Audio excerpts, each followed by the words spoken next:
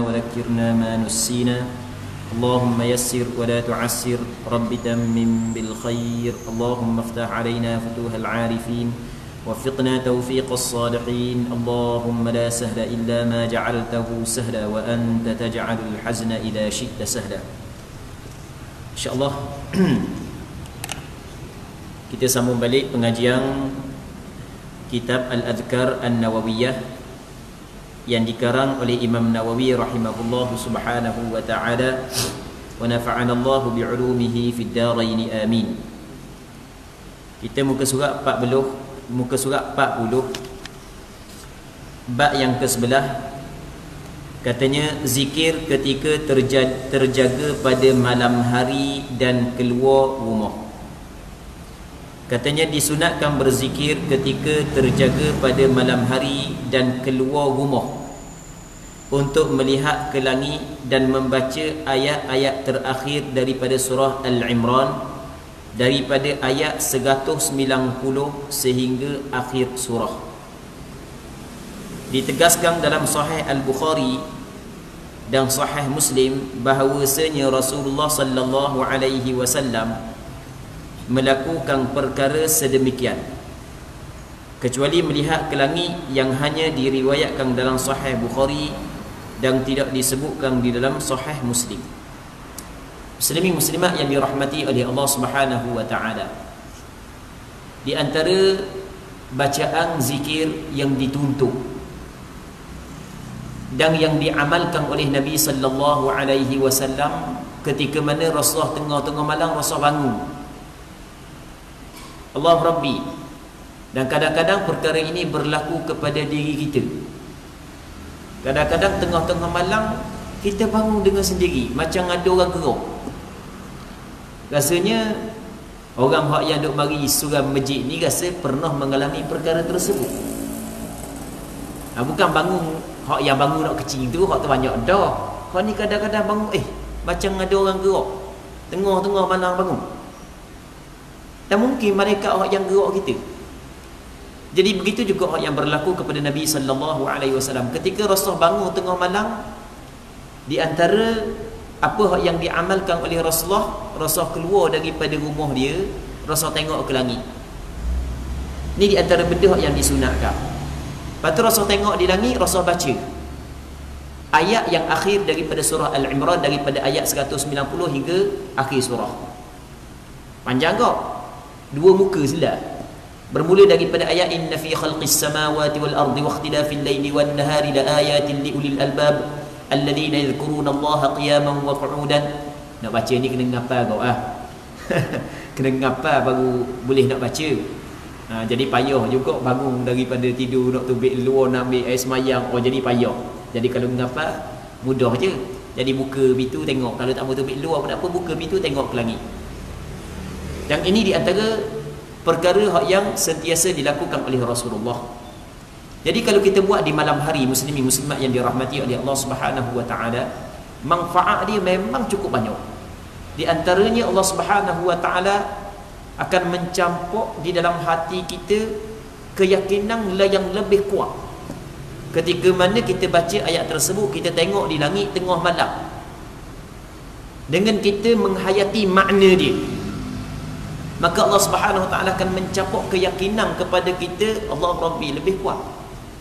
Muslimin muslimat yang dirahmati oleh Allah Subhanahu wa taala, tak payah terah-terah pakai wak tu. Tak payah terah-terah pakai wak tu. Okey, ngapa? Keluar daripada tengah malam, tengok ke langit, baca ayat tersebut. Inna fi khalqis samawati wal ardi wa ikhtilafil laili wan nahari la ayatin li ulil albab. Sesungguhnya pada penciptaan langit dan bumi dan berselisih malam dan siang menjadi tanda atas kehebatan Allah, kebesaran Allah Subhanahu wa taala, tapi bagi orang yang mempunyai akal fikiran. Kalau orang tu betul-betul berfikir, cukup dia tengok silih berganti malam dan siang, penciptaan langit dan bumi menjadi tanda hebatnya Allah Subhanahu wa taala. Alladzina yadhkuruna Allaha qiyaman wa qu'udan. Orang yang duk ingat kepada Allah dalam keadaan berdiri, dalam keadaan duduk, wa ala junubihim, dan ketika dia mengiring, wa yatafakkaruna fi khalqis samawati wal ard, mereka itu berfikir pada penciptaan langit dan bumi. Seluah-luah langit ini semua punya penciptaan Allah Subhanahu wa taala. Wa yatafakkaruna fi khalqis samawati wal ard. Akhirnya dia tengok akhirnya Rabbana ma khalaqta hadza batila. Mari dalam hati dia Allah Taala campur, wahai Tuhan kami, jadi benda ni bukanlah sia-sia. Lepas daripada mari perasaan tersebut, mari pula perasaan selagi takut kepada Allah. Akhirnya dia berdoa kepada Allah, Rabbana ma khalaqta hadza batila subhanak faqina adzabannar. Maha suci Kau ya Allah, maka peliharalah kami daripada azab neraka ya Allah. Dia bagi perasaan takut kepada Allah Subhanahu wa taala. Dia bagi perasaan silih berganti di antara perasaan ingin mengharap daripada Allah Subhanahu wa taala anugerah dan pahala, dan perasaan takut. Dia silih berganti di antara perasaan takut dan perasaan kasih, di antara perasaan raja dan perasaan khauf. Dan itulah yang dimaksudkan dalam Al-Quranul Karim dalam surah As-Sajdah yang kita biasa duduk baca subuh Jumaat untuk imam, ataupun kita duduk biasa dengar, tatajafa junubuhum 'anil madaji'i yad'una rabbahum khaufan wa tama'a. Renggang lambung-lambung mereka itu daripada tempat tidur. Mereka itu berdoa kepada Allah dalam keadaan khaufan, dalam keadaan takut, wa ta'ma'an, dalam masa yang sama mengharapkan ganjaran daripada Allah Subhanahu wa taala. Jadi ketika dia baca ayat-ayat tersebut, dia menghayati, dia ingat makna, dia tengok ke langit, dia menghayati ayat-ayat tersebut, maka Allah Subhanahu wa taala akan campur dalam hati dia di antara dua perkara, perasaan cinta kepada Allah, perasaan tamak, perasaan sayang kepada Allah Subhanahu wa taala dengan perasaan takut. Allah Rabbi. Katanya ditegaskan dalam As-Sahihain, maksud As-Sahihain Bukhari dan Muslim, daripada Ibnu Abbas radhiyallahu taala anhuma, bahawa Nabi sallallahu alaihi wasallam apabila bangun pada malam hari dan solat tahajud, bagi benda membaca. Jadi Rasul kalau bangun tengah malam, lepas tu Rasul sallallahu alaihi wasallam solat tahajud. Dia solat tahajud ni adalah sunat kepada umat Nabi Muhammad sallallahu alaihi wasallam, namun ia menjadi kewajipan kepada Rasulullah. Ada perkara-perkara yang mana perkara tersebut sunat untuk umat, menjadi wajib untuk Rasulullah sallallahu alaihi wasallam. Wa minal laili fatahajjad bihi nafilatan lak, dan daripada malam hari maka hendaklah engkau bertahajud sebagai ibadat tambahan bagimu ya Muhammad. Asa an yab'athaka rabbuka maqaman mahmuda. Barangkali Allah Subhanahu wa taala bangkit kamu pada tempat yang terpuji.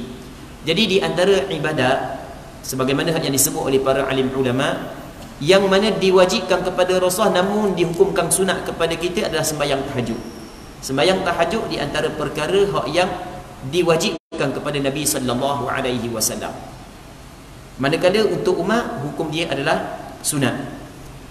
Baik, muslimin muslimat yang dirahmati oleh Allah Subhanahu wa taala. Orang yang menjaga sembahyang tahajud, Allah Subhanahu wa taala bagi kekuatan rohani kepada dia.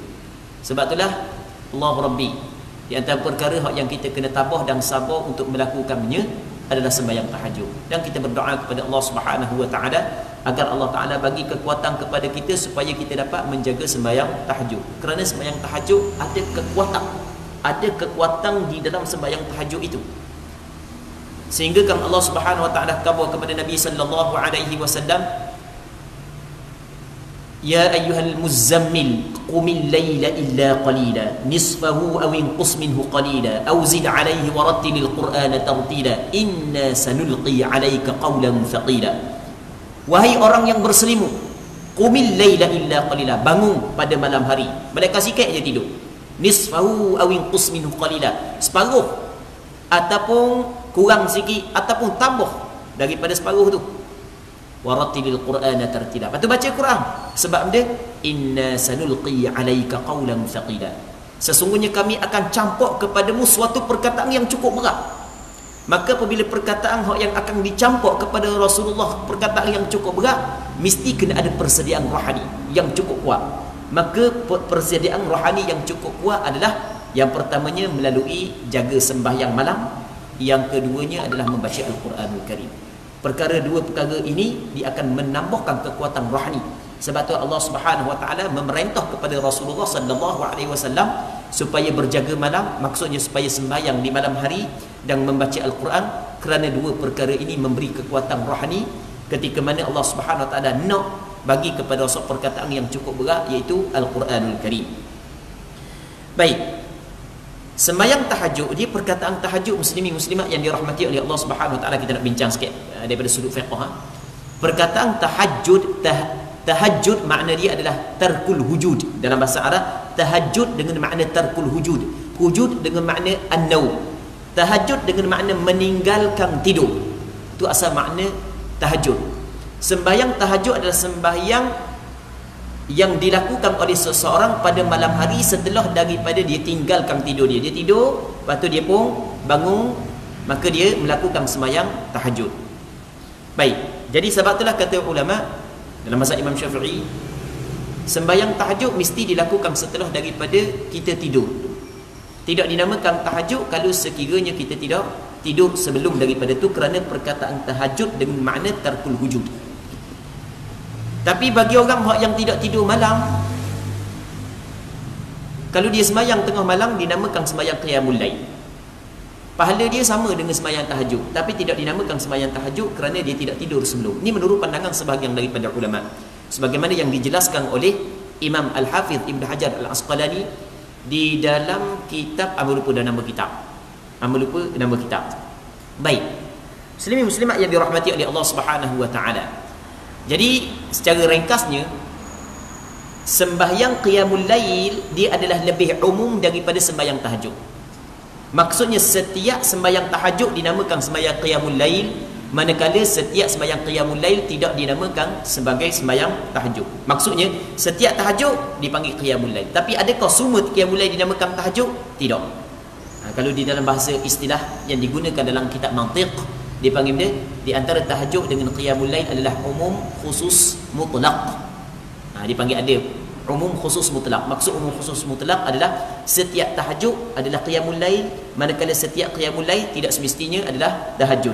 Sebagai contoh, kita kata di antara Nabi dengan Rasul, atas pandangan sebagian daripada ulama, adalah setiap Rasul pastinya Nabi, tapi setiap Nabi tidak semestinya Rasul. Itu dipanggil dia umum khusus mutlaq dalam istilah mantiq.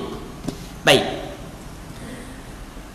jadi ditegaskan dalam As-Sahihain, Sahih Bukhari dan Muslim, daripada Ibnu Abbas radhiyallahu anhu, bahawa Nabi sallallahu alaihi wasallam apabila bangun pada malam hari dan salat tahajud, bagi dia membaca doa ni: Allahumma lakal hamdu anta qayyimus samawati wal ardi wa man fihin, wa lakal hamdu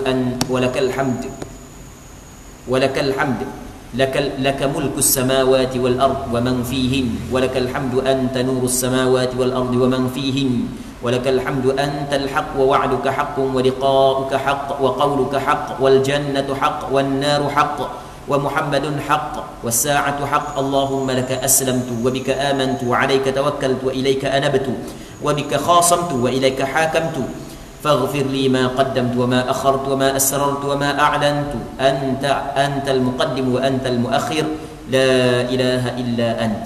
Rasulullah sallallahu alaihi wasallam apabila Rasul bangun pada malam hari dan Rasulullah sallallahu alaihi wasallam sembahyang tahajud, Rasul baca doa ni: Ya Allah, bagimu segala kepujian, Engkau adalah pencipta langit, bumi dan segala isinya. Ya Allah, bagimu segala pujian, bagimu kerajaan langit, bumi dan segala isinya. Ya Allah, bagimu segala kepujian, Engkau adalah cahaya langit. Maksud cahaya langit adalah yang memberi cahaya, yang menerangi langit dan bumi. Engkau adalah cahaya langit yang menerangi langit dan bumi dan segala isinya. Ya Allah, bagimu segala kepujian, Engkau adalah kebenaran, janjimu benar, bertemu denganmu adalah benar.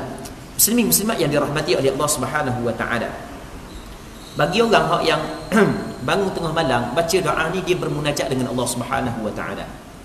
Dia baca ni perkataan ni dia dengan Allah Subhanahu Wa Taala. Allah Rabbi. Cuba bayangkan ketika mana manusia, hamba-hamba Allah Subhanahu Wa Taala sedang lena di dalam buayang mimpi. Dia bangun seorang diri, bermunajat dengan Allah, baca doa ni, lepas tu dia menghayati doa ni.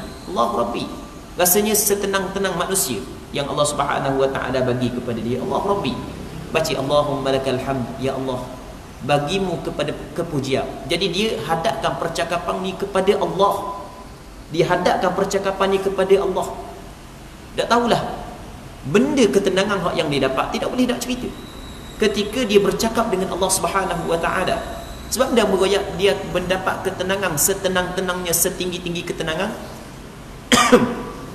Kerana kita kena tahu bahawasanya nikmat syurga hak yang paling besar sekali, tidak ada nikmat yang paling besar, nikmat yang diberikan kepada ahli syurga, melainkan nikmat melihat kepada zat Allah Subhanahu wa taala.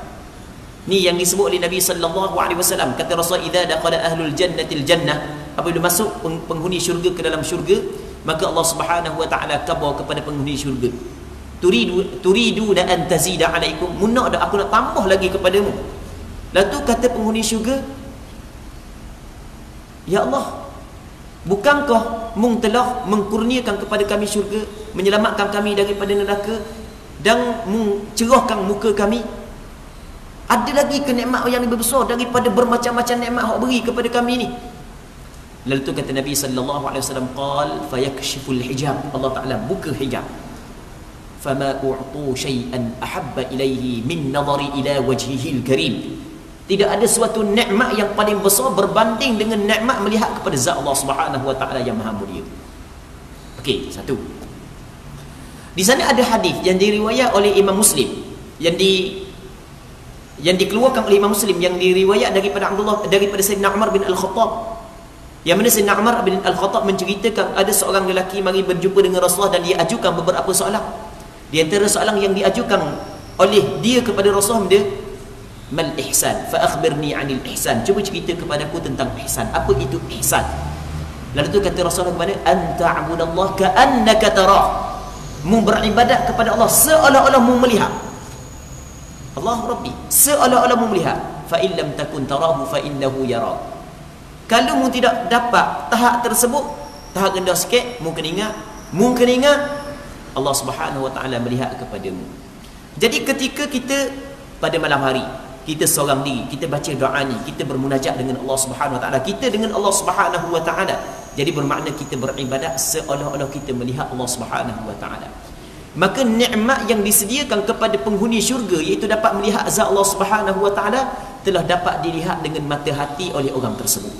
Sebab berkata benda ketenangan yang dia akan dapat kalau sekiranya dia bangun tengah malam, dia baca doa ni, dia menghayati makna, dia bermunajat dengan Allah Subhanahu wa taala. Sebab itulah Imam Ibn Qayyim Al-Jauziyah ketika dia menafsirkan ayat innal abrara lafi na'im, dalam Al-Quran ada ayat sesungguhnya orang-orang yang melakukan kebaikan berada dalam nikmat. Maksud dia orang yang melakukan kebaikan berada dalam nikmat, kata dia maksudnya adalah orang-orang yang beribadat kepada Allah. Orang yang beribadat kepada Allah, yang mana mata hati dia ketika dia beribadat kepada Allah, dia nampak Allah Subhanahu wa taala, ataupun dia melihat bahawasanya Allah Taala melihat dia berada dalam nikmat di dunia, lebih-lebih lagi di akhirat. Allah Rabbi. Kita nampak perkataan ni hanya semata-mata ucapan, tapi sebenarnya perkataan ni mengandungi bermacam-macam rahsia. Jadi ketika mana seorang tu bangun di tengah malam, ketika orang lain lena dalam tidur, dia seorang je beribadat kepada Allah, baca doa ni, dalam keadaan dia menghayati doa ni, menghayati makna dia, maka dia sedang bermunajat, bercakap dengan Allah Subhanahu wa taala. Maka apakah nikmat yang paling besar lagi yang dia rasa ketika dia ucapkan perkataan ni, ya Allah, bagimu segala kepujian. Tengok, cakap ya Allah bagimu. Kita tak cakap mengaku, kita tak cakap lagu tu, melainkan kita rasakan orang tu ada depan. Kita rasa Allah Subhanahu wa taala dekat dengan kita. Wa idza sa'alaka 'ibadi 'anni fa inni qarib. Apabila hamba-hambaku bertanya tentang aku, maka mengatalah sesungguhnya aku dekat. Ujibu da'watad da'i idza da'an. Aku perkenan doa apabila hamba aku berdoa kepada aku. Bukan maksud Allah Ta'ala bertempat, bukan maksud Allah Subhanahu wa taala bertempat. Perasaan kita, Allah Subhanahu wa taala cukup dekat dengan kita muslimin muslimat yang dirahmati oleh Allah Subhanahu wa taala. Ya Allah, bagimu segala kepujian. Engkau adalah pencipta langit, bumi dan segala isinya. Ya Allah, bagimu segala kepujian. Bagimu kerajaan langit, bumi dan segala isinya. Ya Allah, bagimu segala kepujian. Engkau adalah cahaya langit, bumi dan segala isinya. Ya Allah, bagimu segala kepujian. Engkau adalah kebenaran. Antal haq, engkau adalah benar. Maksud dia Allah Subhanahu wa taala benar. Kata ulama, sebahagian daripada ulama yang menafsirkan hadis ini, dikata maksud Allah taala benar adalah kewujudan Allah Subhanahu wa taala adalah kewujudan yang hakiki. Maksudnya ada Allah Subhanahu wa taala ada yang wajib, berbeza dengan ada kita. Ada Allah Subhanahu wa taala ada yang tidak dimulakan dengan tiada dan tidak disudahi dengan tiada. Ada Allah Subhanahu wa taala ada yang sedia kala dan ada yang berkekalan. Allah Subhanahu wa taala yang benar. Seterusnya kata dia lagi, engkau adalah kebenaran, janjimu benar. Janji Allah taala benar. Maksud dia janji Allah taala benar, Allah taala telah berjanji bagi setiap orang yang melakukan kebaikan akan dibalas dengan kebaikan. Faman ya'mal mithqala dzarratin khairan yarah wa man ya'mal mithqala dzarratin syarran yarah. Sesiapa yang melakukan kebaikan walaupun sebesar zarah, pasti dia akan melihat. Dia akan melihat kebaikan tersebut. Dia akan dapat ganjaran dia. Begitu juga sebaliknya, barang siapa yang melakukan kejahatan walaupun sebesar zarah, pasti dia akan melihat kejahatan tersebut. Pasti dia akan melihat. Bahkan kalau sekiranya Allah Ta'ala tidak mengampun dosa tersebut, maka dia akan diseksa di atas kejahatan yang dia buat. Allah. Seterusnya kata dia, engkau adalah kebenaran, janjimu benar, bertemu denganmu adalah benar. Allah Rabbi, suatu hari nanti kita bertemu dengan Allah Subhanahu wa taala. Cuba kita bayangkan ketika kita menghayati ungkapan ini di malam hari, kita seorang diri. Tapi payah juga nak bangun tengah-tengah malam jadi hak yang menakut pahit ini payah bangun dah nak buka pintu pula, nak tengok luar kan macam-macam duk mikir kan. Nak bangun baca ayat ni, buka pintu lama kan metah hak yang terbang apa, hak pakar putih apa semua sekali. Allah Rabbi. Tengok kata dia lagi, dan bertemu denganmu adalah benar. Yang dimaksud bertemu dengan Allah adalah hari kebangkitan. Apabila kita meninggal dunia, kita akan dibangkit dan kita akan bertemu dengan Allah Subhanahu wa taala.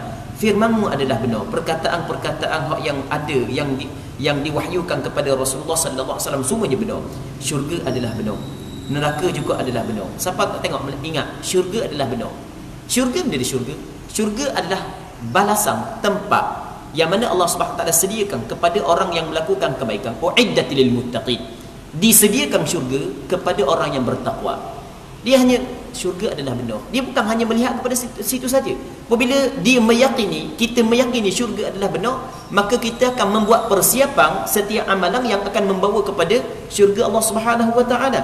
Ketika kita kata neraka adalah benar, maksud dia neraka adalah satu tempat yang Allah Subhanahu wa taala balas segala orang yang melakukan kejahatan. Allah Rabbi, tidak ada seksa yang boleh mengatasi seksa azab di dalam neraka Allah Subhanahu wa taala. Tidak ada. Allah Rabbi, kalau kita nak cerita tentang neraka Allah Subhanahu wa taala, muslimin muslimat yang dirahmati oleh Allah Subhanahu wa taala, rasanya tak mau hidup rasa. Kalau nak cerita tentang neraka Allah Subhanahu wa taala, memang cukup teruk neraka Allah Subhanahu wa taala. Kita ambil sebagai dua contoh. Dalam Quran Tuhan kata lagu mana? Kullama nadijat juluduhum baddalnahum juludan ghairaha. Setiap kali hancur luruh ni kulit-kulit daging-daging mereka itu, baddalnahum juludan ghairaha, kami tukar kulit-kulit yang lain. Sebab dia Allah Taala tukar kulit yang lain ni, tujuan dia ni liyadhuqul adab, supaya mereka itu merasai adab. Allah Rabbi, tujuan untuk bagi dia rasa azab. Allah cukup teruk neraka Allah Subhanahu wa taala. Dalam Al-Quranul Karim, dalam surah Amma Yatasa'alun, surah An-Naba, ada ayat Allah Subhanahu wa taala menyebut fadhuqu falan nazidakum illa azaba. Maka hendaklah kamu rasa, wahai penghuni neraka, rasa, falan nazidakum illa azaba, kami tidak tambah kepada kamu melainkan azab. Maksudnya setiap saat, setiap detik semakin teruk, semakin teruk, semakin teruk. Allah Rabbi, cuba kita bayangkan. Kita pada hari ni kalau sakit teruk sangat, tak kira kalau sakit perut, sakit apa ke, teruk sangat, kita akan cari kedudukan yang boleh meringankan sikit sakit. Mungkin duduk nongeng ke, duduk merah ke, duduk tidur ke. Kalau ada posisi yang ringan sikit sakit, kita akan pilih posisi itu. Kita pergi tengok, kadang-kadang kita tengok hospital orang hok yang kena sakit batu karang, sakit dalam perut, tepik riuh, Allah sekali duduk bawah kaki. Duduk bawah kaki, apa dia duduk sampai bawah kaki? Sungguh kita kayak sungguh ni, duduk bawah kaki tu, nyuruh bawah kaki, gelap bawah sangat sakit. Sebab dia nak cari mana kau tempat yang rengang sikit sakit. Kalau ada rengang sikit sakit, rasa lega. Rasa lega lalu. Lega sikit. Maksudnya macam ada harapan nak sembuh. Kalau sakit tu tidak berkurangan, berterusan, Allah Rabbi, tak tahulah. Tu teruk dah, yang teruk lagi setiap detik semakin bertambah. Setiap detik semakin bertambah. Memang cukup teruk neraka Allah Subhanahu Wa Taala. Jadi ketika Rasulullah sallallahu alaihi wasallam baca perkataan ni, dan Rasulullah sallallahu alaihi wasallam suruh kita baca perkataan ni, bukan hanya nak khabar neraka itu adalah benar, bukan kita kena tahu bahawasanya kita kena menghayati cukup teruk neraka Allah Subhanahu Wa Taala, maka mesti kita kena buat persiapan amalan-amalan yang dapat melindungi kita daripada neraka Allah Subhanahu Wa Taala. Baik. Jadi ketika orang tu meyakini neraka adalah benar, neraka adalah tempat seksa yang mana Allah Subhanahu Wa Taala tidak menambah dalam neraka melainkan azab, maka akan lahir perasaan takut. Apabila lahir perasaan takut, maka keluarlah daripada mulut dia doa supaya Allah Subhanahu Wa Taala melindungi dia daripada neraka Allah Subhanahu Wa Taala. Maka pada keesokan hari dia akan jaga perbuatan-perbuatan dia agar perbuatan dia tidak menjadi penyebab dia masuk ke dalam neraka Allah Subhanahu Wa Taala. Seterusnya kata dia lagi, firman adalah benar, syurga adalah benar, neraka adalah benar, Muhammad adalah benar. Nabi sallallahu alaihi wasallam sendiri kata Muhammad adalah benar. Maksud dia Muhammad adalah benar, Nabi Muhammad adalah seorang yang benar, yang mana segala apa yang keluar daripada mulut dia semuanya benar, dan dia diwahyukan kepada dia perkara-perkara yang benar. Jadi semua benda yang didatangkan oleh Nabi sallallahu alaihi wasallam benar berlaku. Allah Rabbi, itu yang dimaksud Nabi sallallahu alaihi wasallam benar. Agama yang dibawa oleh Rasulullah sallallahu alaihi wasallam benar. Setiap perkataan yang keluar daripada mulut Rasulullah juga adalah benar. Satu ketika dalam hadis yang diriwayatkan oleh Imam Abu Daud dan beberapa ulama hadis, ada seorang sahabat Rasulullah nama dia Abdullah bin Amr bin Al-As. Yang mana Abdullah bin Amr bin Al-As, dia tulis, dia catat belaka setiap apa yang diucapkan oleh Rasulullah. Perkara-perkara yang keluar daripada mulut Rasulullah, dia catat belaka. Tujuan untuk dia hafal. Tujuan dia hafal, dia tulis. Tiba-tiba puak Quraisy tahu bahawasanya dia tulis belaka benda yang keluar daripada mulut Rasulullah, maka puak Quraisy larang dia tulis. Mu tulis belaka benda yang keluar daripada mulut Muhammad, sedangkan Muhammad bercakap ketika marah pun dia cakap, ketika gembira pun dia cakap. Jadi kalau ketika biasa tak ada masalah lah. Kalau ketika marah cakap juga, ketika terlalu gembira cakap juga, takut hilang pedoman. Kan kita kadang-kadang terlalu gembira ni, benda yang keluar daripada mulut kita ni hilang pedoman. Maksudnya terlajak benda yang keluar daripada mulut kita. Sama juga ketika nak marah, habis gajah rimau tu belaka daripada mulut kita. Ketika gede baru nyesal balik. Jadi Abdullah bin Amr bin Al-As, aku tulis belaka benda yang keluar daripada mulut Rasulullah. Maka puak Quraisy larang dia. Maka bila Quraisy larang dia, dia pun berhenti daripada mulut dia. Lepas tu dia pergi jumpa dengan Rasulullah. Dia pun khabar, aku nak tulis benda yang keluar daripada mulutmu Rasulullah. Aku nak mengapa, tiba-tiba puak Quraisy larang. Puak Quraisy khabar sekian-sekian alasan. Kata Nabi sallallahu alaihi wasallam, uktub, tulis. Rasulullah sallallahu alaihi wasallam suruh dia tulis, uktub, tulis. Fa walladhi nafsi biyadi, demi Tuhan yang jiwaku di dalam genggamannya, ma yakhruju minhu illa haqq, tidak keluar daripada mulut aku melainkan perkara yang benar. Jadi setiap perkara yang keluar daripada mulut Rasulullah adalah benar.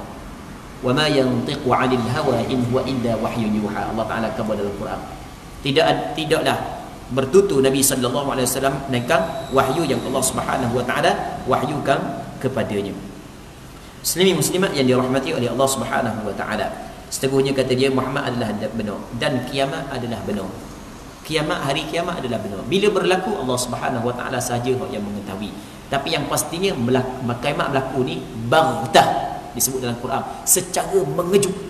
Orang yang tengah makan, dia tengah makan, orang tengah minum, orang yang berjual beli tengah berjual beli. La ta'tikum illa baghtah. Hari kiamat berlaku, datang dalam keadaan mengejut. Cuma ada alamat-alamat yang Allah Subhanahu wa taala jadikan sebelum daripada berlaku kiamat. Baik. hari kiamat adalah benar. Bila berlaku, Allah Subhanahu Wa Taala lebih mengetahui. Cuma kalau kita tengok kepada alamat-alamat kiamat, di zaman kita ni jauh lagi. Di zaman kita jauh lagi nak berlaku kiamat.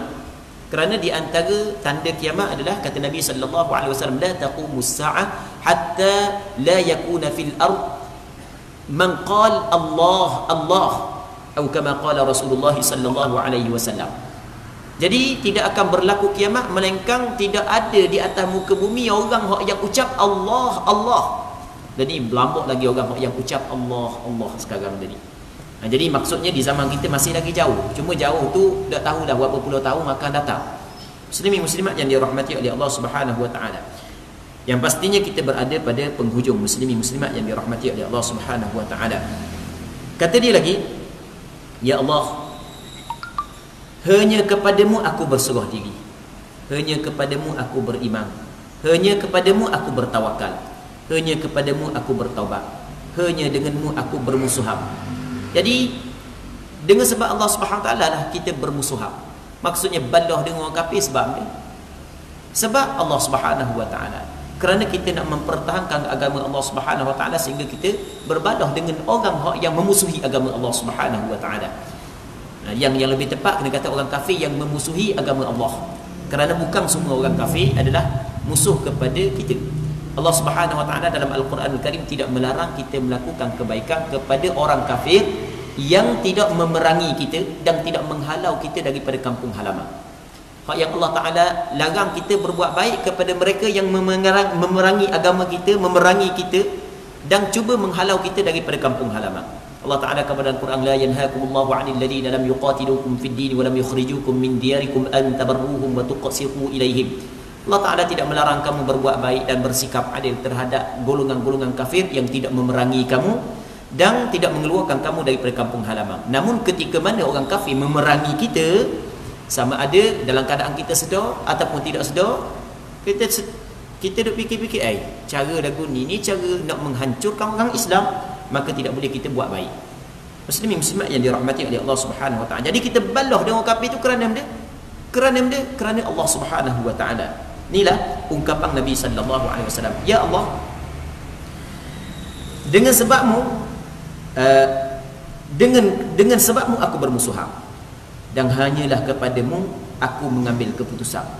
Maka ampunilah aku tentang apa yang aku dahulukan. Segala dosa yang aku buat sebelum daripada ini, ampunlah.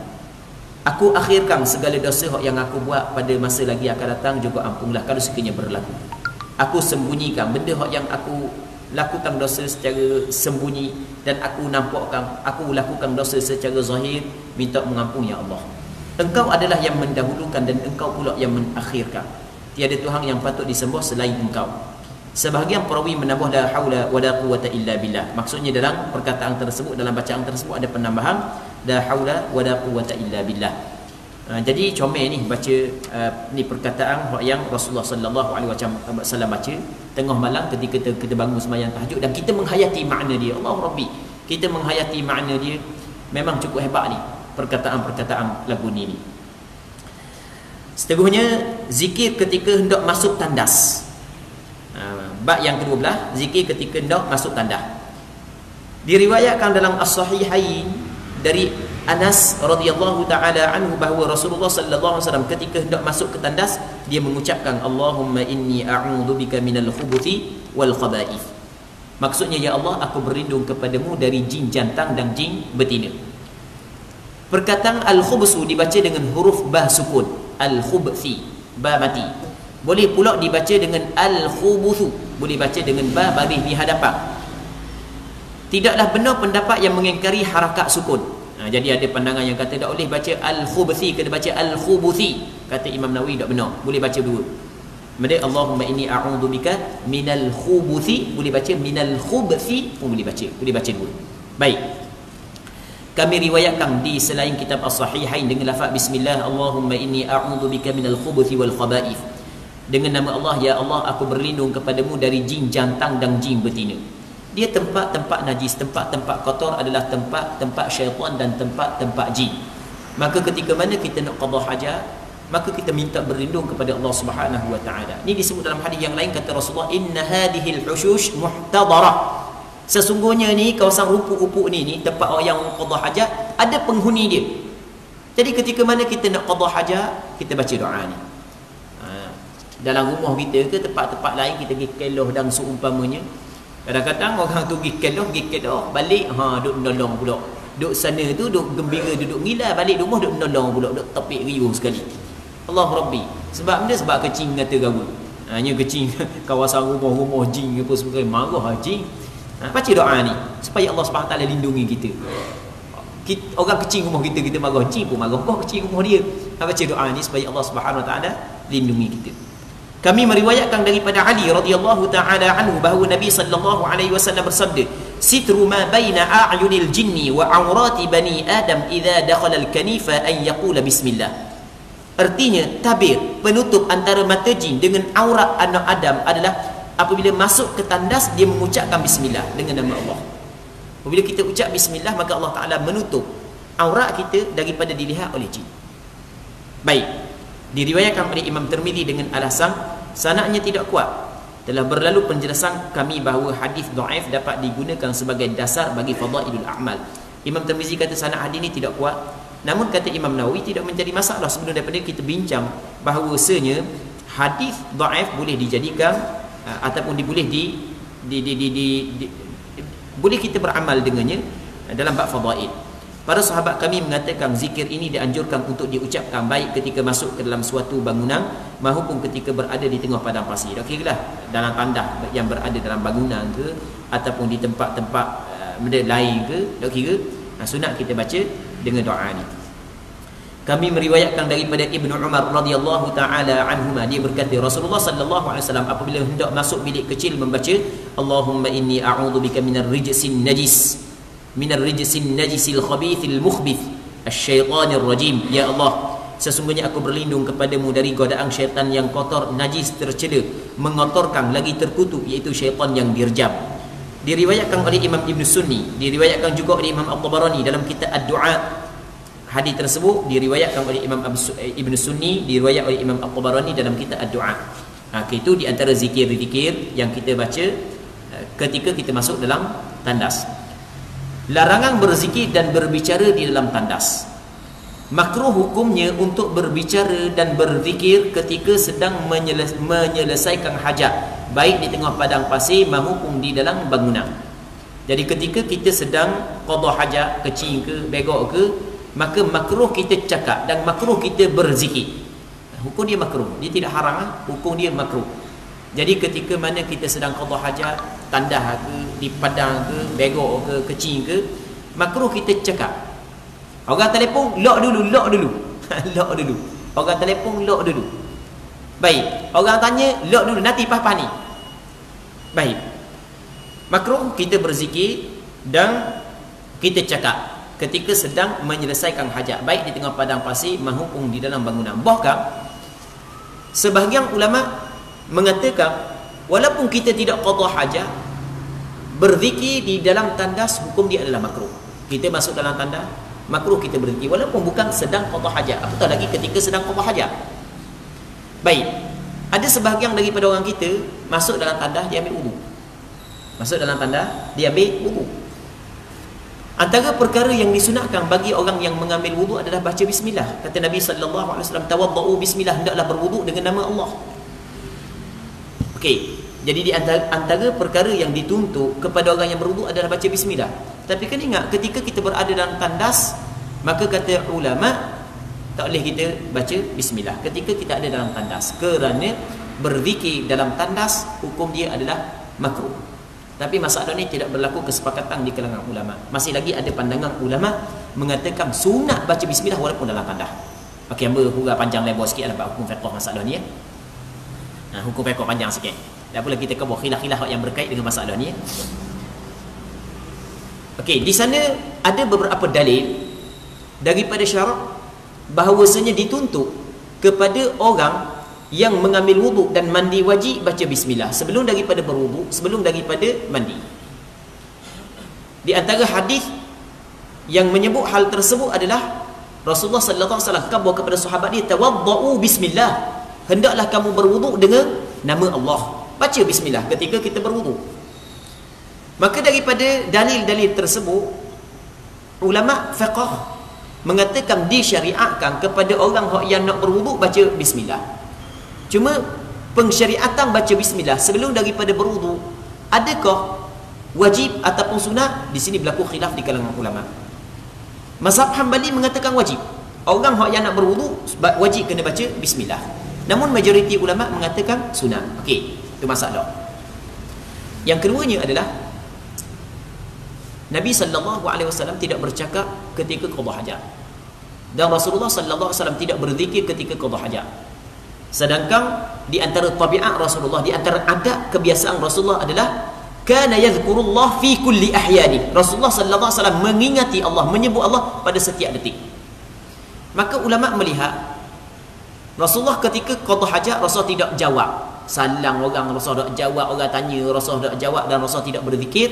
Maka bahawa saja daripada perbuatan tersebut kita dapat faham tidak boleh ketika kita qada hajat kita bercakap dan berzikir. Tapi tidak ada dalil daripada hadis yang melarang secara keras. Bagi orang qada hajat haram cakap, tak ada. Maka kata ulama, hukum qada cakap ketika qada hajat adalah makruh. Okey.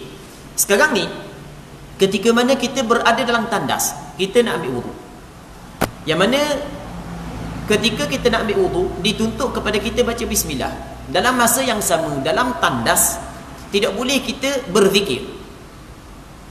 Maka lagu mana cara kita nak buat? Di sini ada perbincangan di kalangan ulama. Sebahagian daripada ulama, pandangan sebahagian ulama mazhab Imam Syafi'i dikata tidak boleh kita berlafaz dengan bismillah dalam tandas. Lepas tu dah pakai nak baca bismillah. Okey, caranya adalah baca dalam hati. Caranya adalah baca dalam hati. Okey, itu pandangan sebahagian daripada ulama. Namun sebahagian yang lain kata lagu mana? Sebahagian yang lain dikata lagu mana? Dikata sekarang ni ada nak rekaskan sahaja kalau perbincangan jadi panjang. Ada sebahagian yang lain kata walaupun dalam tandas sunat juga baca bismillah. Dituntut juga baca bismillah. Kerana dia kerana dia kata kalau kita melihat kepada dalil yang melarang berzikir kepada Allah dalam tandas adalah dalil yang tidaklah sekuat dalil menuntut kita baca bismillah. Dalil yang tuntut kita baca bismillah lebih kuat berbanding dengan dalil melarang kita berzikir di dalam tandas. Maka ketika hak ni tak kuat mana larangan, hak ni kuat tuntutan, maka kita utamakan hak yang kuat tuntutan berbanding dengan hak yang larang. Maka sebab itulah ada sebahagian daripada ulama kata walaupun dalam tandas sunat juga baca bismillah. Jadi kalau kita dengar ada orang baca bismillah dalam tandas, kita jangan larang lah. Kalau dia tu orang ngaji lah, kau dok ngaji tak apa, kau bawa wah ni dah tandas tau. Kalau orang ngaji tak apa, sebab orang ngaji yang penting orang belajar. Sebab ada pandangan ulama yang menyebut hal tersebut.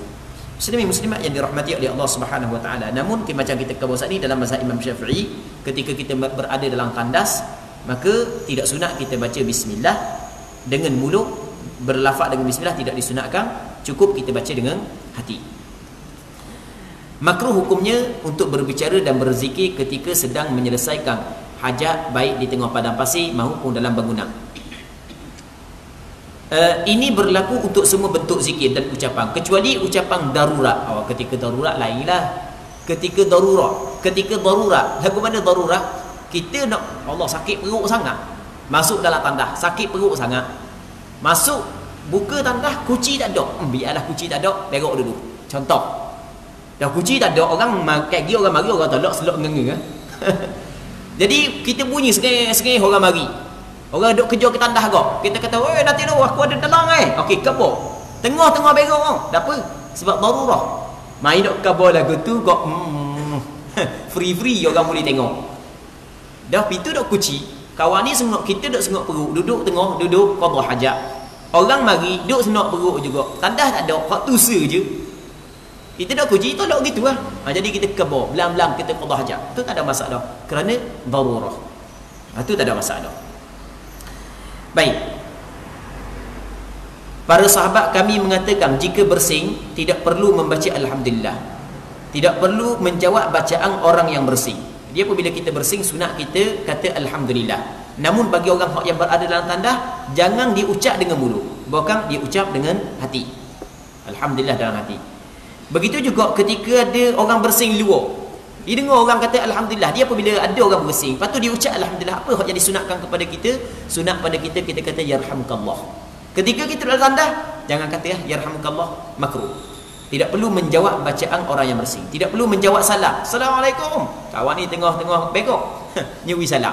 Tak payah jawab. Nanti keluar baru kita jawab. Dan tidak perlu menjawab azan. Yang memberi salam tidak berhak untuk dijawab. Orang yang memberi salam tidak berhak untuk dijawab. Dia asal beri salam hukum dia sunat. Manakala jawab salam hukum dia adalah wajib. Mereka dalam keadaan tertentu tidak wajib jawab salam. Di antaranya adalah ketika mana kita sedang qada hajat, tiba-tiba ada orang bagi salam kepada kita, maka tidak sunat kita jawab. Hukum makruh ini adalah makruh tanzih dan tidak diharamkan. Dia makruh tanzih je lain daripada makruh tahrim. Dia ada istilah dua, makruh tahrim dengan makruh tanzih. Apa perbezaan di antara makruh tanzih dengan makruh tahrim? Okey, makruh tanzih dulu. Makruh tanzih adalah perkara itu dilarang oleh agama.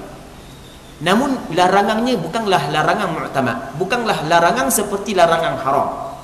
Maksudnya kalau orang tu buat juga benda yang makruh, tak berdosa. Tapi kalau ditinggal kerana Allah, dapat pahala. Okey, itu dipanggil makruh tanzih. Manakala makruh tahrim adalah larangan ni larangan yang putus. Larangannya seperti larangan haram. Orang yang melakukan makruh tahrim, dia dapat dosa. Dia bukan semua makruh saat itu tak dosa, ada makruh dosa. Cuma penggunaan makruh tahrim tidak banyak diguna dalam mazhab Imam Syafi'i. Banyak diguna di dalam mazhab Hanafi. Dalam mazhab Imam Syafi'i, kalau kita buka dalam kitab fiqh, tempat yang biasa guna makruh tahrim adalah sembahyang dalam 5 waktu. Dia panggil 5 waktu ni, panggil 5 waktu karahah. Karahah tahrim. Ketika matahari sedang terbit, matahari di atas kepala selain daripada hari Jumaat, matahari sedang tenggelam, selepas daripada sembahyang subuh, selepas daripada sembahyang asar, tidak boleh sembahyang sunat mutlak. Sembahyang sunat yang sebab dia akan datang, hukum dia adalah makruh. Makruh dia makruh tahrim, orang buat dosa. Okey, itu makruh tahrim. Di makruh tahrim ni disama dengan haram. Perbezaan di antara makruh tahrim dengan haram adalah haram larangan lebih kuat daripada makruh tahrim. Berwayak cara ringkas, tapi kalau orang belajar dia kena wayak cara lain. Dia gini. Dia kalau haram ni adalah dalam istilah mazhab Hanafi, kalau perkara yang haram adalah ma thabata bidalilin qat'iyyin, perkara yang sabit dengan dalil qat'i, itu haram. Manakala makruh tahrim adalah ma thabata bidalilin dhanniyyin, perkara yang sabit dengan dalil dhanni. Dalil qat'i, dalil dhanni itu perbahasan yang panjang dalam usul fiqh. Tak perlu kita ceritalah. Cuma nak wayak makruh cakap dalam tandas bukanlah makruh tahrim, bukanlah haram, bukan makruh tanzih. Baca Quran dalam tandas bukanlah haram, bukan makruh tanzih sahaja. Apabila dia bersing, kemudian mengucapkan alhamdulillah di dalam hati dengan lidah yang tidak bergerak, ianya dibenarkan. Demikian juga yang dikerja ketika melakukan hubungan suami isteri. Sama juga ketika sedang bersetubuh dengan isteri, maksudnya ketika sedang bersetubuh, maka bersing, sunat kita kata alhamdulillah dalam hati, tak payah kata dengan mulut. Seterusnya katanya, kami riwayatkan daripada Ibnu Umar radhiyallahu anhu, dia berkata, marra rajulun bin nabiy sallallahu alaihi wasallam wa huwa yabul fasallama alaihi falam yurd alaihi. Artinya seorang lelaki datang bertemu Nabi sallallahu alaihi wasallam sementara baginda sedang membuang air kecil, tengah rasa kecil. Dia mengucapkan salam dan baginda tidak menjawab salamnya. Rasul tengah kecil, dia bagi Assalamualaikum, Rasul tak jawab. Dah apa sampai ke rasa kecil pun bagi salam juga. Kerana memberi salam adalah perkara yang amat dituntut oleh Nabi sallallahu alaihi wasallam. Sehingga kan kata Rasulullah sallallahu alaihi wasallam, la tadkhulul jannata hatta tu'minu wa la tu'minu hatta tahabbu, ala adullukum ala syai'in idza fa'altumuhu tahabbtum afshus salama bainakum, atau kama qala Rasulullah sallallahu alaihi wasallam. Kata Rasul, mung tidak akan masuk syurga melainkan mung kena beriman, baru mung dapat masuk syurga. Dan mung tidak beriman melainkan mung kena bersalih kasih sayang. Orang yang tidak bersaling kasih, tidak berkasih sayang sesama orang Islam, dia tidak sempurna iman dia. Lepas tu kata Rasulullah sallallahu alaihi wasallam, mun nak dak aku nak khabar kepada mu suatu perkara yang apabila membuat mu akan saling berkasih sayang. Mana afshus salama bainakum, sebarkan salam di antara kamu. Maka sahabat Rasulullah ketika dia mendengar hadis tersebut daripada Rasulullah, dia cuba amalkan. Jadi dia cuba tebarkan salam, sama ada kepada orang yang kenal, orang yang tak kenal. Apatah lagi apabila berjumpa dengan Rasulullah. Jumpa dengan Rasul, ambil peluang untuk bagi salam. Tak kira keadaan dia Rasulullah. Ketika Rasul sedang kecil pun, molek-molek ada dia bagi salam. Baik. Bukanlah apakah haram bagi salam kepada orang yang kecil, sebab kita bagi salam, kita doa keselamatan kepada dia. Tak ada masalah kita doa keselamatan untuk dia. Namun bagi orang yang diberikan salam kepadanya, makruh jawab salam ketika dia sedang qada hajat. Nanti selepas pada qada hajat baru dia jawab. Baik, diriwayatkan oleh Imam Muslim dalam sahihnya daripada Muhajir bin Qunfuz. Dia berkata, aku menghadap Nabi sallallahu alaihi wasallam yang sedang buang air kecil. Aku mengucap salam kepada baginda, namun baginda tidak menjawab salamku sehingga baginda selesai berwudu, kemudian mendatangiku dan bersabda, inni karihtu an adhkurallaha ta'ala illa ala tuhrin aw qala ala taharah. Artinya, sesungguhnya aku tidak berzikir kepada Allah kecuali dalam keadaan suci. Aku tidak suka. Maksudnya, ketika mana ada sahabat Rasulullah bagi salam kepada Rasulullah, yang mana dalam Al-Quranul Karim ada ayat lagu mana, wa idza huyyitum bi tahiyyatin fahayyu bi ahsana minha aw rudduha. Apabila diberi satu penghormatan kepada kamu, maka mu kena balas balik penghormatan tersebut dengan apa yang lebih baik ataupun kena bagi sama. Jadi bermakna dalam Al-Quranul Karim Allah Taala mewajibkan jawab salam. Ketika ada sahabat Rasulullah bagi salam kepada Rasulullah, sedangkan Rasul tengah kecil, Rasul tak jawab, maka Rasulullah sallallahu alaihi wasallam kabur alasan lepas daripada tu. Kabur alasan, bukan Rasul diam, Rasul kabur. Supaya orang tu tak rasa hati, dah mana Rasul tak jawab ni, ada benda salah aku. Rasul kabur alasan. Rasul sebenarnya kata, aku tak jawab salam kerana aku tidak suka aku berzikir kepada Allah melainkan dalam keadaan aku sedang bersuci. Maksudnya aku lepas daripada kecil aku ambil wudu. Itu maksud daripada hadis ini. Hadis ini dinilai sahih. Diriwayatkan oleh Imam Abu Dawud, Imam An-Nasai, Imam Ibn Majah dengan sanad yang sahih. Larangan mengucapkan salam kepada orang yang sedang menunaikan hajat. Para sahabat Nabi sallallahu alaihi wasallam mengatakan makruh hukumnya mengucapkan salam kepada orang yang sedang menunaikan hajat. Hukum ketika orang sedang menunaikan hajat, qada hajat, kita bagi salam, hukum dia adalah makruh. Apabila mengucapkan salam, maka tidak berhak mendapatkan jawapan dengan dasar kedua hadis dari Ibnu Umar dan Muhajir pada bab sebelumnya. Jadi orang yang mengucapkan salam pun makruh, orang yang diucapkan salam pun makruh dia jawab. Namun kalau orang yang mengucapkan salam tidak sedar orang tu sedang kecil, itu tidak menjadi masalah. Zikir ketika keluar tandas. Ketika seorang keluar dari bilik kecil, hendaklah dia mengucapkan ghufranak alhamdulillahilladzi adhhaba anni al-adha wa 'afani. Artinya, aku memohon keampunanmu ya Allah, segala puji bagi Allah yang telah menyingkirkan gangguan dariku dan menyelamatkanku. Ditegaskan dalam hadis sahih diriwayatkan dalam Sunan Abu Daud dan Sunan Tirmizi bahawa Rasulullah sallallahu alaihi wasallam mengucapkan ghufranak, aku memohon keampunanmu.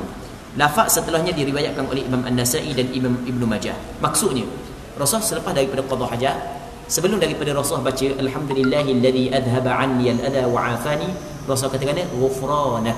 Mana benda ghufranak? Aku memohon keampunan daripadamu ya Allah. Rasulullah sallallahu alaihi wasallam keluar daripada tandas lepas daripada qada hajat, kecil, berok. Rasul kata, ya Allah, aku memohon keampunan daripadamu ya Allah. Lepas tu baru Rasul baca doa, segala puji bagi Allah Subhanahu wa taala yang menghilang daripada aku perkara yang menyakiti. Ni najis, perkara yang menyakiti kalau duduk dalam tubuh kita tak buang. Maka kita puji kepada Allah, tanda kita bersyukur di atas nikmat tersebut, dan Allah Taala bagi kesihatan kepada aku. Baik, tu maksud daripada doa ni. Cuma hak yang perlu kita kena sebut sikit, kenapakah Rasulullah sallallahu alaihi wasallam mengucapkan istighfar? Kenapa Rasul mengucap istighfar setelah daripada Rasul keluar tandas? Sedangkan makna istighfar adalah minta ampun daripada kesalahan. Apakah kesalahan yang dilakukan oleh Rasul dalam tandas? Benda tu hak yang perlu kita kena kaji. Muslimin muslimat yang dirahmati oleh Allah Subhanahu wa taala. Jadi ketika mana Rasul keluar daripada tandas, Rasul minta ampun kepada Allah. Rasul minta ampun daripada benda, mesti ada kesalahan. Kerana benda, kerana minta ampun adalah daripada kesalahan. Allahu Rabbi, dah apa kesalahan yang dilakukan oleh Rasulullah?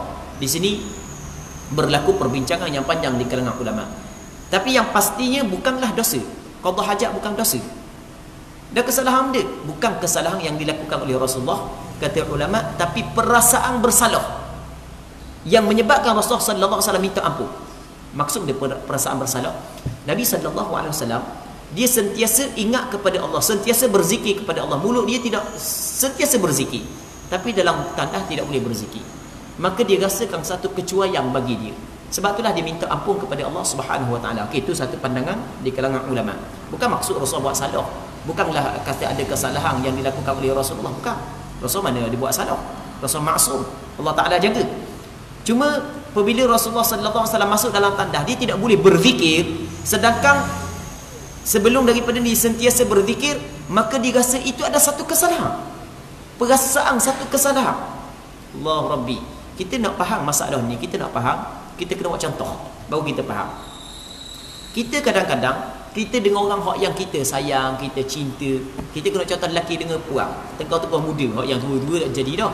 Hak tengah-tengah muda, hak tengah duduk bercinta kan, setiap percakapan kita jaga kan. Silap cakap sikit, minta maaf lalu. Padahal tak ada benda-benda pun, sikit je minta maaf. Sebab benda kita rasa, oh silap ni. Okey, begitulah orang yang hati dia penuh dengan perasaan cinta kepada Allah Subhanahu Wa Taala, perasaan sayang kepada Allah Subhanahu Wa Taala, perasaan kasih kepada Allah Subhanahu Wa Taala. Ketika dia rasa, mana aku tidak dapat berzikir kepada Allah, dia rasa satu benda, dia rasa satu kekurangan, satu kecuaian. Sebab itulah dia minta ampun kepada Allah Subhanahu Wa Taala.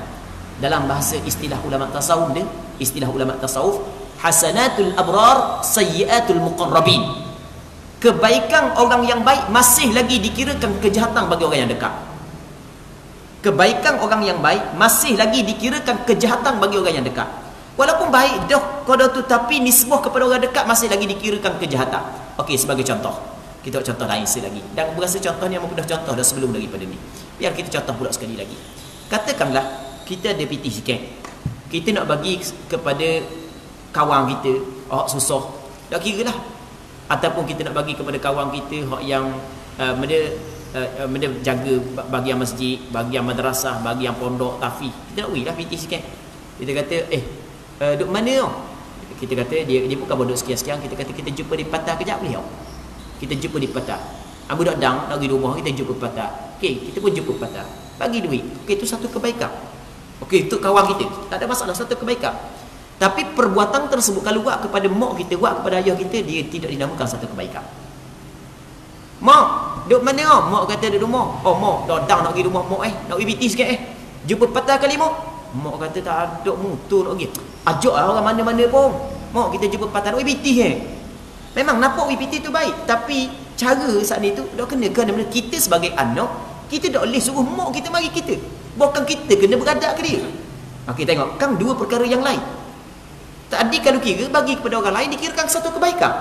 Namun kita sebagai seorang anak, ajak mak kita pergi jumpa satu tempat, kita tak beradab dengan dia, tak pergi adab diri dengan dia, dikirakan kejahatan. Tu dia panggil dia hasanatul abrar sayyiatul muqarrabin. Kebaikan orang yang baik masih lagi dikirakan kejahatan bagi orang yang dekat dengan Allah Subhanahu Wa Taala. Baik, kalau kira tak ada masalah, bukanlah satu kejahatan bagi orang yang tidak melakukan maksiat, itu adalah benda yang baik. Namun bagi orang yang sentiasa ingat kepada Allah, ketika ada perkara yang menghalang untuk dia ingat kepada Allah, maka dia akan rasa satu kesilapan dia, satu kecuaian. Maka akhirnya dia beristighfar kepada Allah. Okey, ini satu jawapan daripada para alim ulama. Yang kedua je, ada jawapan yang kedua. Dia kata lagu mana? Apabila kita qada hajat, sebenarnya kita dapat qada hajat, kita dapat kecil, dapat begok Allah, nikmat besar.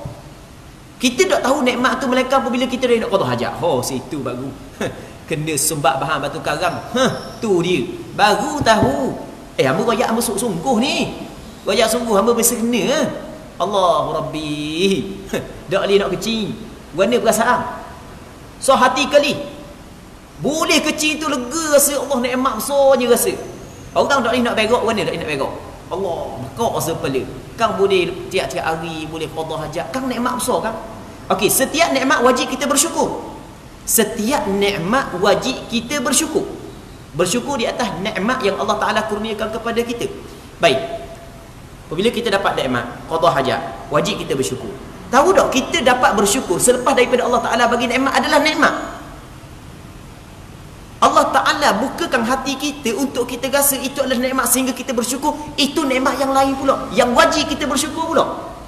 Di atas nikmat bersyukur kepada Allah Subhanahu Wa Ta'ala. Okey, kita pun bersyukur pula di atas nikmat Allah Ta'ala kurniakan kepada kita untuk bersyukur. Adalah nikmat pula. Jadi penghujungnya kita tidak mampu bersyukur kepada Allah Subhanahu wa Ta'ala. Sebab itulah kita istighfar kepada Allah Subhanahu wa Ta'ala. Ini apa yang disebut oleh para alim ulama muslimin muslimat yang dirahmati oleh Allah Subhanahu wa Ta'ala. Hadis yang last sekali, kita baca satu hadis lagi. Kami riwayatkan daripada Ibnu Umar, dia berkata Rasulullah sallallahu alaihi wasallam apabila keluar daripada tandas, dia mengucapkan alhamdulillahilladzi adzaqani ladzatahu wa abqa fiyya quwwatahu wa dafa'a anni adza. Maksudnya segala puji bagi Allah yang telah membuatku dapat merasai kelazatan, menjadikanku tetap pada kekuatannya dan mencegah dariku gangguannya. Diriwayatkan oleh Imam Ibn Sunni dan Imam At-Tabarani. Kita rasa untuk malam ni kita berhenti sini dululah. InsyaAllah kita berdoa kepada Allah Subhanahu wa Ta'ala agar apa yang kita bincang pada malam ini sama-sama dapat mengambil manfaat, dan agar Allah Subhanahu wa Ta'ala memberkati majlis ilmu yang kita adakan pada malam yang mulia ini. Allah Subhanahu wa Ta'ala a'la wa a'lam. اللهم حققنا باتباع نبيك محمد صلى الله عليه وسلم ظاهرا وباطنا. اللهم اجعلنا ممن يستمعون القول فيتبعون احسنه. وصل اللهم وسلم وبارك على سيدنا محمد وعلى اله وصحبه اجمعين والحمد لله رب العالمين.